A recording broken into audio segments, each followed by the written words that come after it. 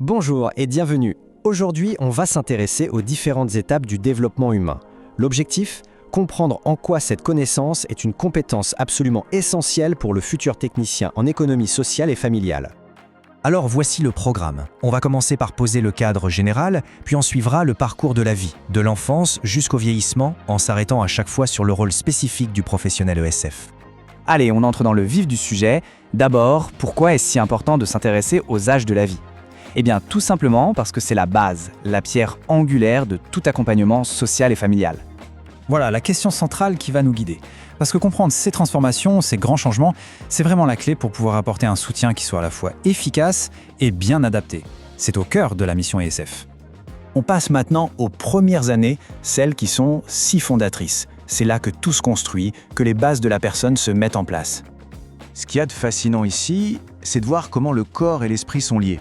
Le développement physique, que ce soit les grands mouvements comme la marche ou les gestes précis comme le dessin, eh bien ça permet directement à l'enfant d'explorer le monde et donc de se développer sur le plan cognitif. L'un ne va vraiment pas sans l'autre. Justement, sur le plan cognitif, impossible de ne pas parler de Jean Piaget. Ces stades de développement sont des repères essentiels. Le stade préopératoire, par exemple, entre 2 et 7 ans, est un moment clé. C'est là que la pensée symbolique et surtout le langage apparaissent. Et ça change tout pour la socialisation. Et du côté affectif, alors là, c'est la théorie de Bowlby qui est fondamentale. Elle nous montre à quel point un lien d'attachement solide et sécurisant est vital. C'est en quelque sorte la base de lancement de l'enfant, ce qui va lui permettre d'explorer, d'apprendre à gérer ses émotions et à entrer en relation avec les autres. Ce tableau, il résume très bien tout l'écosystème qui entoure l'enfant. Et la place du technicien ESF dans tout ça, eh bien, il est un peu le chef d'orchestre. Il fait le pont, il connecte la famille avec les bonnes institutions, que ce soit l'école, la PMI ou les services sociaux. On quitte l'enfance pour une période, disons, plus mouvementée, l'adolescence. C'est un vrai moment de bascule, une mutation intense où toute la question de l'identité se pose. Pour comprendre l'adolescence, il faut regarder ces trois piliers qui s'entremêlent. Le corps qui change avec la puberté, le cerveau qui accède à la pensée abstraite et la quête sociale de savoir qui je suis, avec une énorme importance du regard des autres. C'est une véritable révolution intérieure. Alors pour le professionnel ESF, le défi est de taille. Comment on accompagne un jeune là-dedans ? Le point crucial, ce n'est pas de juger, mais de faciliter la communication, de l'aider à se repérer dans tout ça pour qu'il construise son identité de manière plus sereine. Après les turbulences de l'adolescence, on arrive à l'âge adulte. Ici, le grand mot, c'est équilibre.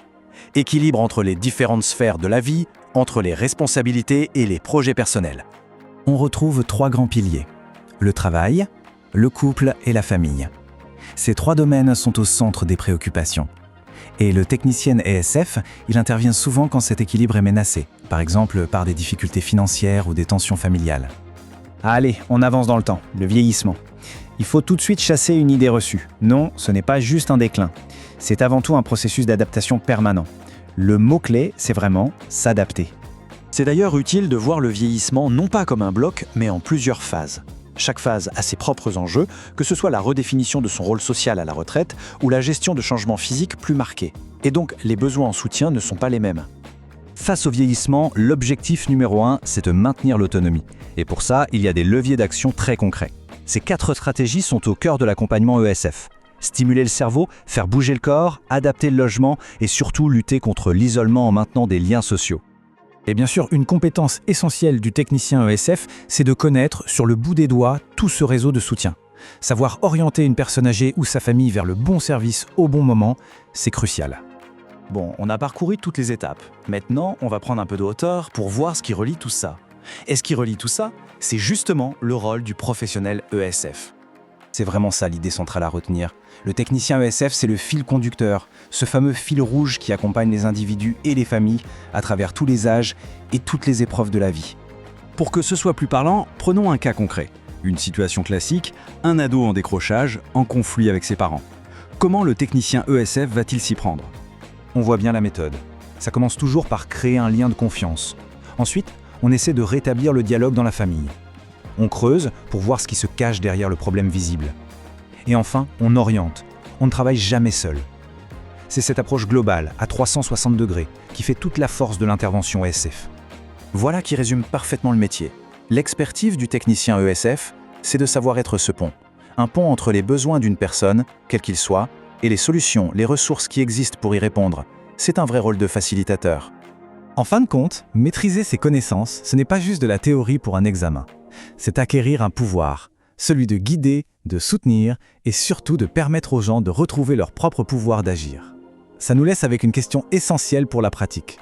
Face à la complexité d'une vie, comment l'écoute et la posture professionnelle peuvent transformer une simple intervention en un soutien qui change vraiment la donne ?